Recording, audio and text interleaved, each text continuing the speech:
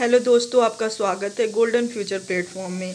आज 25 अगस्त 2022 है और मैं आप लोग के लिए 10 इम्पॉर्टेंट करंट अफेयर का क्वेश्चन लेके आई हूँ जो आपके आने वाले एग्ज़ाम के लिए बहुत ही ज़्यादा इम्पॉर्टेंट रहेगा। अगर आप लोग मेरे चैनल पर नए हो तो चैनल को सब्सक्राइब कर लेना और बेल आइकन दबाना मत भूलना, जिससे कि आप लोग को मेरे आने वाले करंट अफेयर वीडियोज़ के नोटिफिकेशन मिल जाए और आपका एक भी इम्पॉर्टेंट वीडियोज़ मिस ना होने पाए। आज का हमारा पहला क्वेश्चन है, हाल ही में विश्व गुजराती भाषा दिवस कब मनाया गया है? इसका सही आंसर है ऑप्शन ए 24 अगस्त। 24 अगस्त को विश्व गुजराती भाषा दिवस मनाया गया है। इम्पोर्टेंट पॉइंट से देख लेते हैं हम लोग। हर साल 24 अगस्त को विश्व गुजराती भाषा दिवस मनाया जाता है। यह दिन गुजरात के महान लेखक वीर नर्मद की जयंती के उपलक्ष्य में हर साल मनाया जाता है और इनके जयंती को गुजराती दिवस के रूप में नामित किया गया है, क्योंकि कवि नर्मद को गुजराती भाषा का निर्माता कहा जाता है। उन्होंने गुजराती साहित्य को अंतर्राष्ट्रीय रूप दिया था। कवि वीर नर्मद का जन्म 24 अगस्त 1833 को गुजरात के सूरत में हुआ था। यह एक ब्राह्मण परिवार से थे और इनका पूरा नाम नर्मदा शंकर लाल शंकर दवे था। नर्मदा ने 22 साल में अपनी पहली कविता लिखी थी। हमारा अगला क्वेश्चन है, हाल ही में एससीओ रक्षा मंत्रियों की बैठक कहाँ पर होगी? इसका सही आंसर है ऑप्शन ए ताशकंद में एससीओ रक्षा मंत्रियों की बैठक होगी। इम्पोर्टेंट पॉइंट से देख लेते हैं हम लोग।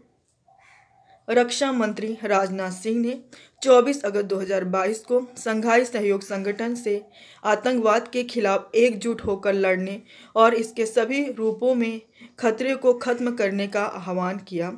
ताशकंद उज्बेकिस्तान में एससीओ रक्षा मंत्रियों की बैठक को संबोधित करते हुए उन्होंने कहा कि किसी भी रूप में आतंकवाद, जिसमें सीमा पार आतंकवाद किसी के द्वारा और किसी भी उद्देश्य के लिए किया गया है, मानवता के खिलाफ अपराध है।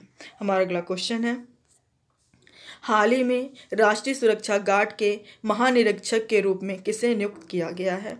इसका सही आंसर है ऑप्शन सी प्रवीण छाबरा को राष्ट्रीय सुरक्षा गार्ड के महानिरीक्षक के रूप में नियुक्त किया गया है।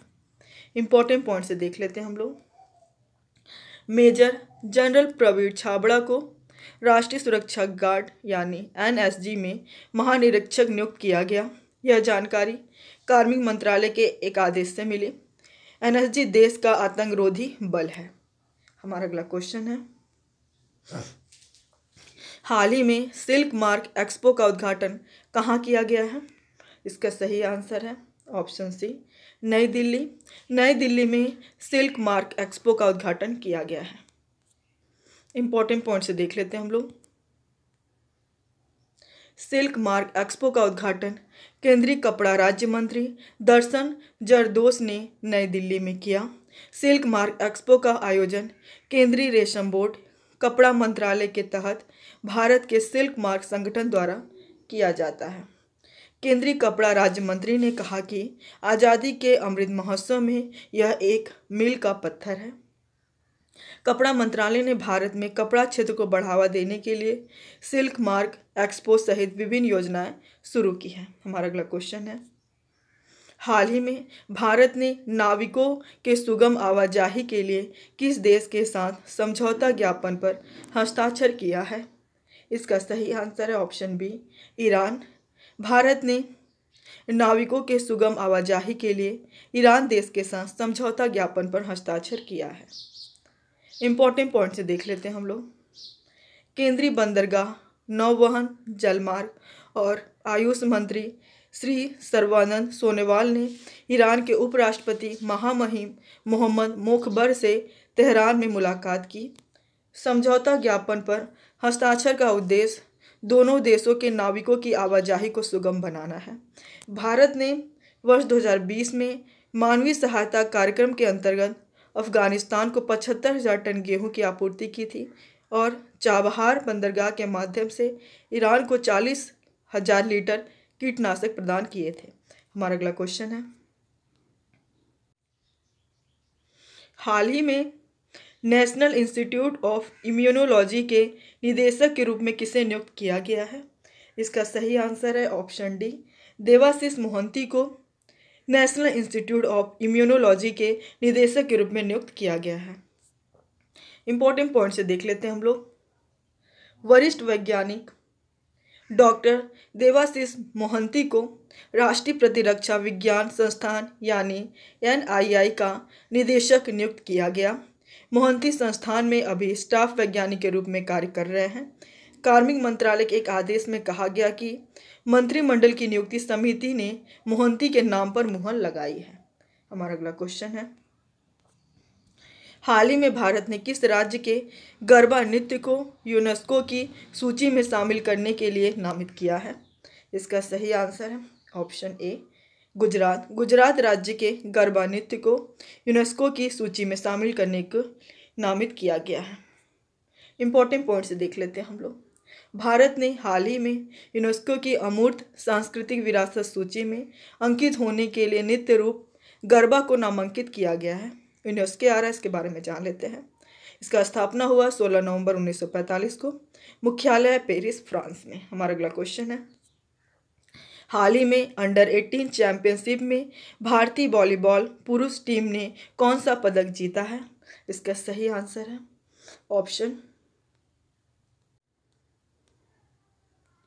ऑप्शन बी, कांस्य पदक। अंडर 18 चैंपियनशिप में भारतीय वॉलीबॉल पुरुष टीम ने कांस्य पदक जीता है। हमारा अगला क्वेश्चन है, इंपॉर्टेंट पॉइंट से देख लेते हैं हम लोग। भारतीय पुरुष वॉलीबॉल टीम ने तेहरान में एशियाई अंडर 18 चैंपियनशिप में कोरिया को 3-2 से हराकर कांस्य पदक जीता है।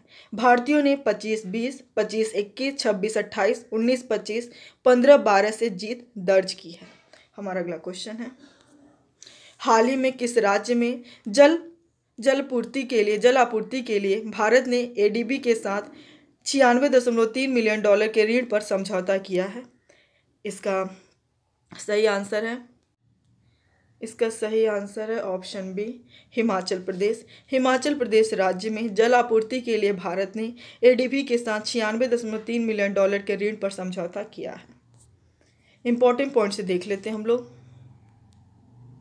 भारत सरकार ने एशियाई विकास बैंक यानी ADB के साथ हिमाचल प्रदेश राज्य में सुरक्षित पेयजल उपलब्ध कराने और जल आपूर्ति और स्वच्छता सेवा में सुधार के लिए $96.3 मिलियन के ऋण समझौते पर हस्ताक्षर किया है, जिसका उद्देश्य 2024 तक सभी ग्रामीण परिवारों को पाइप से पानी उपलब्ध कराना है और यह पानी की आपूर्ति के बुनियादी ढांचे को उन्नत करेगा और सुनिश्चित करने के लिए संस्थागत क्षमता को मजबूत करेगा।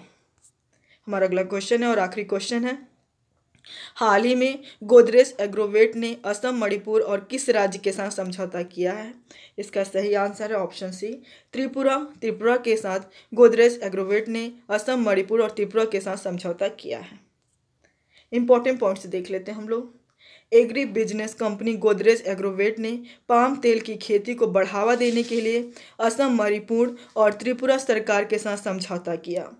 कंपनी ने पूर्वोत्तर के इन 3 राज्यों में पाम तेल के डेवलपमेंट और प्रमोशन के लिए राष्ट्रीय खाद्य तेल ऑयल पाम मिशन के तहत समझौता ज्ञापन पर हस्ताक्षर किया है।